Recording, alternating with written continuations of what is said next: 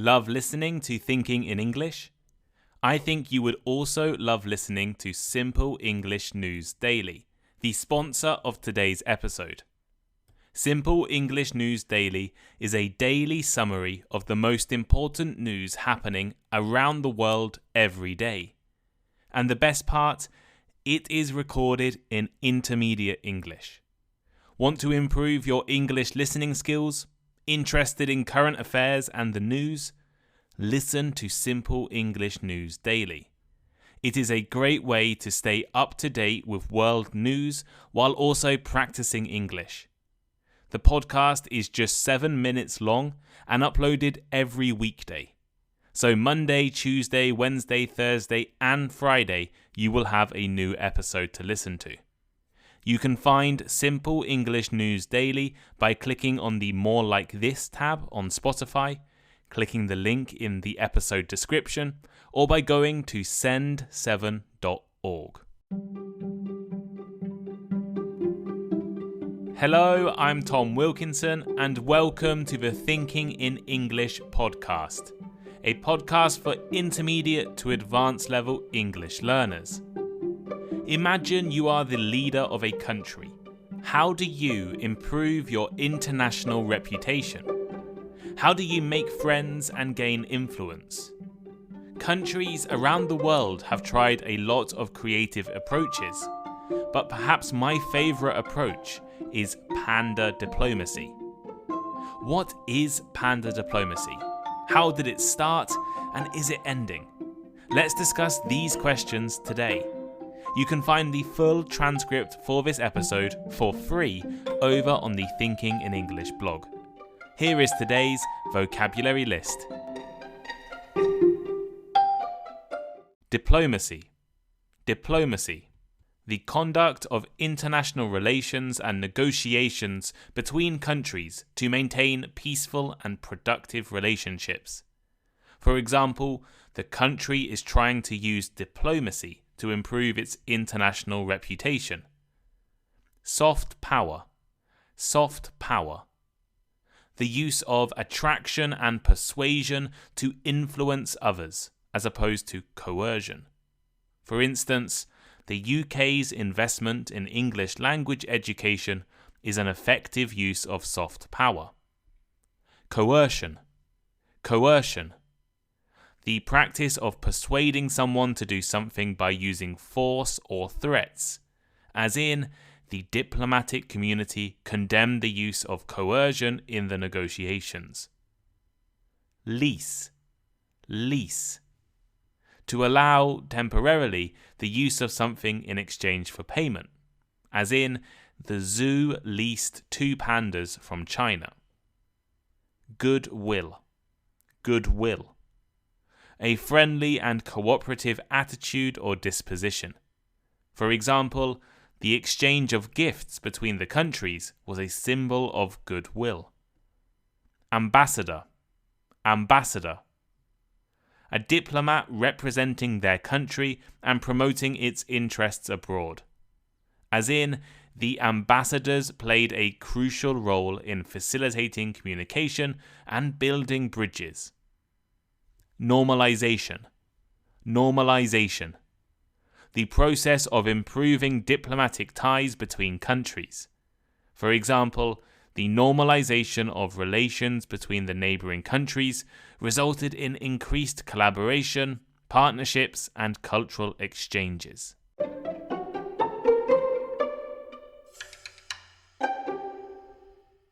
Keeping peaceful and productive relationships in our world of many countries, languages, religions, and cultures is obviously a challenge. This is why diplomacy and diplomats are so important. Diplomacy has many different forms. It involves sending groups of representatives to other countries to act as your voice in that country. These are the embassies, consulates, and high commissions found in most capital cities. Diplomacy also appears in international discussions and negotiations at conferences and meetings. representatives of countries, regions, and international organizations come together to discuss and negotiate agreements and treaties. They may be discussing the environment and global warming, human rights, migration, or any other international issue. Diplomacy is also connected with the concept of soft power, which involves influencing others through attraction and persuasion rather than coercion. There are examples of soft power all across the world. South Korea's government helps fund K-pop studios and Korean dramas, which have increased the popularity and cultural power of Korea in recent years. The British government helps fund the British Council, which teaches English and organises cultural events in over 100 different countries. And I studied Chinese in Taiwan thanks to a Taiwanese government scholarship designed to get young people interested in Taiwanese society. One of the most famous examples of soft power comes from China in the form of Panda Diplomacy. Panda Diplomacy refers to China's policy of gifting or leasing pandas to countries as a symbol of goodwill and friendship.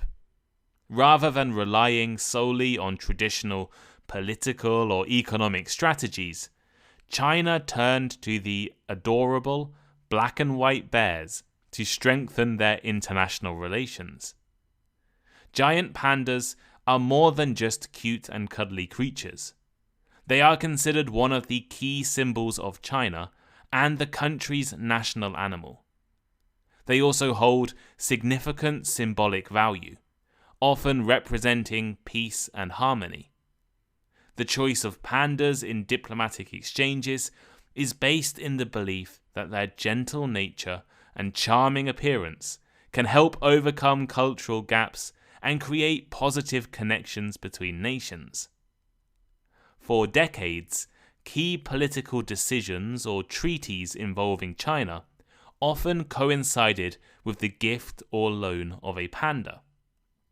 Pandas are iconic and wildly popular around the world. I have personally seen the massive lines outside of the zoo in Tokyo to see Japan's pandas in the months before they were sent back to China. They were incredibly popular, almost acting like cultural representatives or ambassadors for China, while making the zoo a lot of money in visitors and merchandise. An interesting term I found researching for this episode is pandanomics. In a nutshell, zoos which have pandas are far more successful than zoos without pandas. Edinburgh Zoo in Scotland apparently had 4 million extra visitors and earned £5 million more in revenue after just 2 years of hosting pandas. In Japan, the panda Shang was so popular that the entire area of Tokyo surrounding her zoo received an economic boost after her birth, and a platform that hosted a live stream of her enclosure experienced a large rise in stock value due to the panda. And as China is the only country to have wild populations of pandas, as well as conservation areas and care facilities, they control the supply of these animals to zoos and parks. If you want a panda, you need to be on China's good side. China is agreeing a new economic or trade deal. A panda will often be involved. A country stops recognizing Taiwan as a country and instead only recognizes China. They might be given a panda. China wants to improve its reputation in a country. Panda. Let me give you some recent examples, or I guess kind of recent examples of panda diplomacy. Japan received 2 pandas in 2008 after the Chinese leader Hu Jintao visited the country.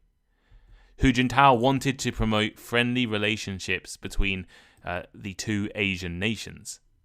Also in 2008, Taiwan accepted pandas after a change in its government to the more China-friendly Kuomintang party. And in 2018, Finland supported the One China policy, the idea that there is only one China, meaning that Taiwan should not be independent. And in return, Finland received 2 pandas. In each of these cases, pandas were used by China as a symbol of positive relationships or to reward decisions they agreed with, like Taiwan voting for a pro-China government, or Finland supporting China's policy. In fact, after the 2008 earthquake in China's Sichuan province, around 60 pandas needed to be rehomed. Virtually all of them were gifted to countries that China needed or wanted good relations with. For instance, Australia was gifted pandas, and Australia is perhaps China's most important supplier of heavy metals and rare materials. I guess an important thing to mention here is that since the 1980s, China does not gift pandas anymore. Instead, they lease them to zoos around the world. Usually, the lease is at least 10 years long, and any panda cubs born belong to China, and it can cost up to $1 million a year to accept a panda from China. And that doesn't include the cost of caring for or feeding the animals. Panda diplomacy is not exactly a new or entirely recent phenomena.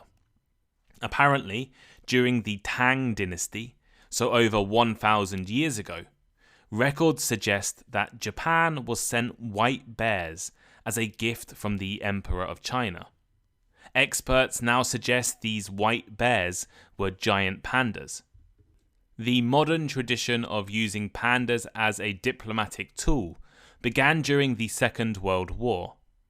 The US had been supporting the Chinese ruling party while under attack by the Japanese. And in return, the wife of China's leader organized for live pandas to be presented as a gift. However, it is important to point out that this was a very different China to the China you know today. This was the Republic of China, who were defeated in the Civil War by the Communist Party and then driven into exile on the island of Taiwan. The Communists formed the People's Republic of China, but continued to use pandas as a diplomatic tool. One of the most famous instances of panda diplomacy came during the 1972 visit to China by US President Richard Nixon.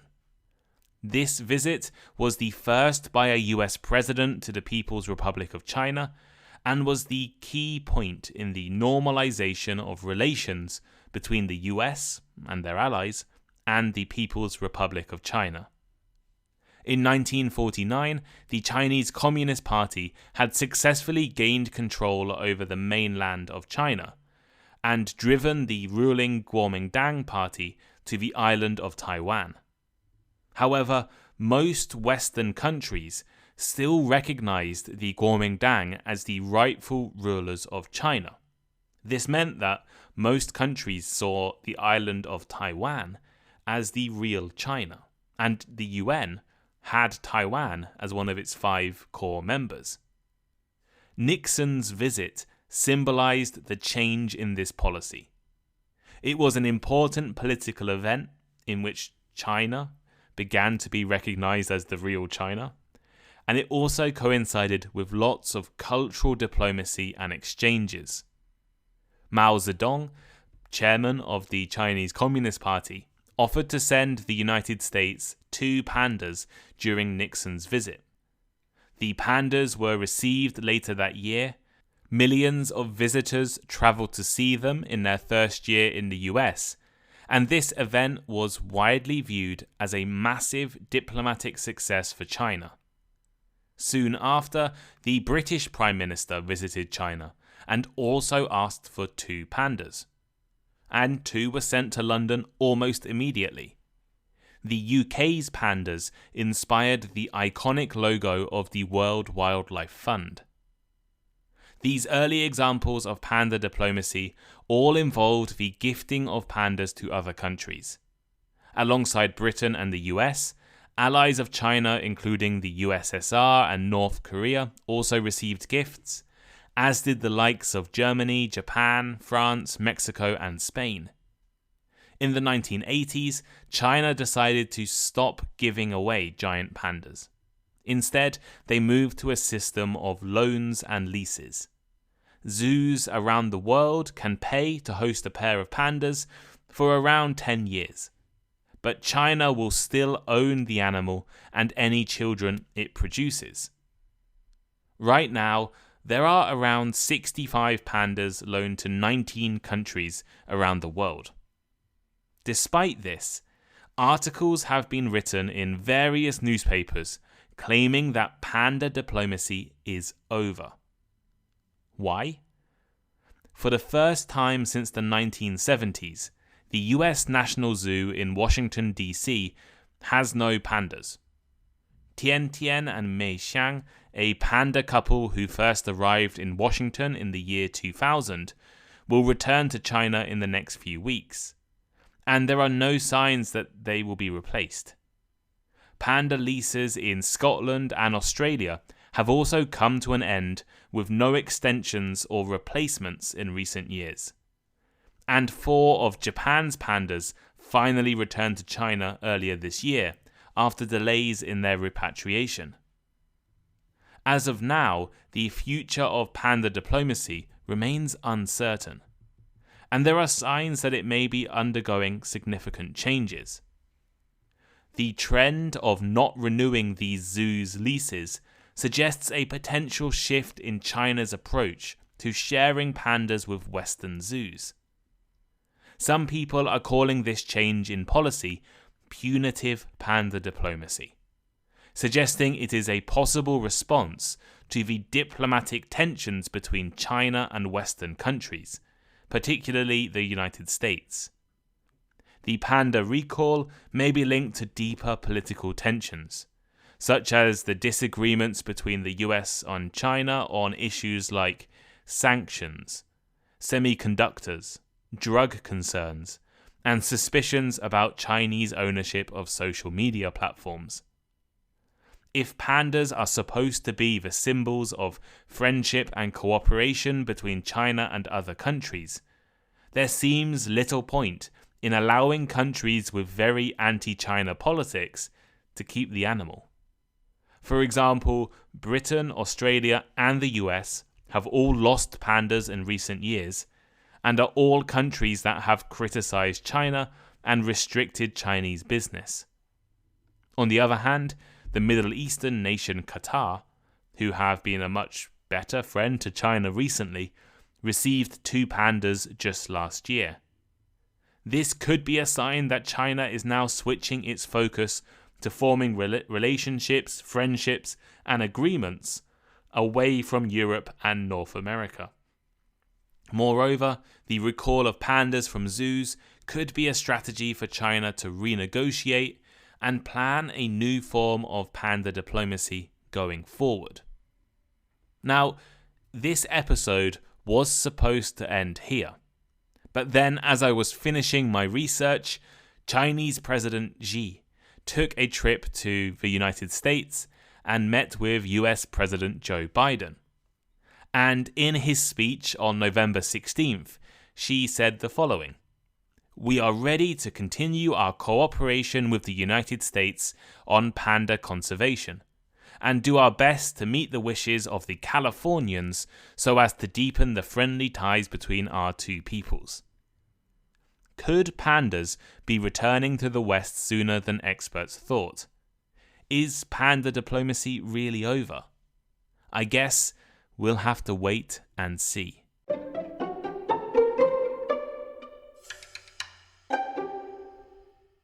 So here is today's final thought. Panda diplomacy, a unique and symbolic form of diplomacy, has played a significant role in China's diplomatic strategy. These beloved and iconic creatures have been used to promote goodwill and create positive relationships with other nations.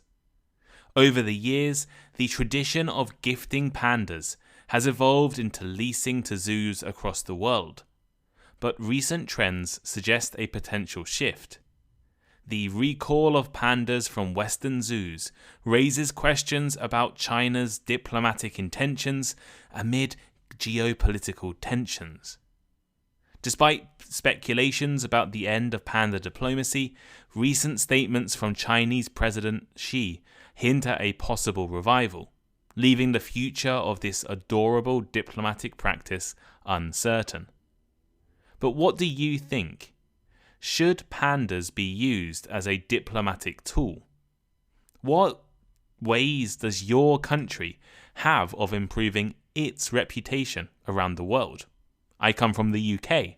The UK government has many different ways it tries to improve its reputation, including the British Council, which teaches a curriculum around the world that's designed to teach you about Britain, the UK, and improve your understanding of the UK. Thank you for listening to today's episode. You can find the full transcript over on the Thinking in English blog, and please consider becoming a Patreon subscriber. Without my Patreon subscribers, I cannot continue thinking in English, and you get many great benefits. In fact, in 2024, I'm probably increasing the price of the Patreon memberships. So join right now, and you won't have to pay a higher price ever. Your price will be locked in. So join right now. Bonus episodes, lots of other cool things. Yeah, thank you. But that's enough promotion of myself. Have a great day, and I'll see you next time. Goodbye.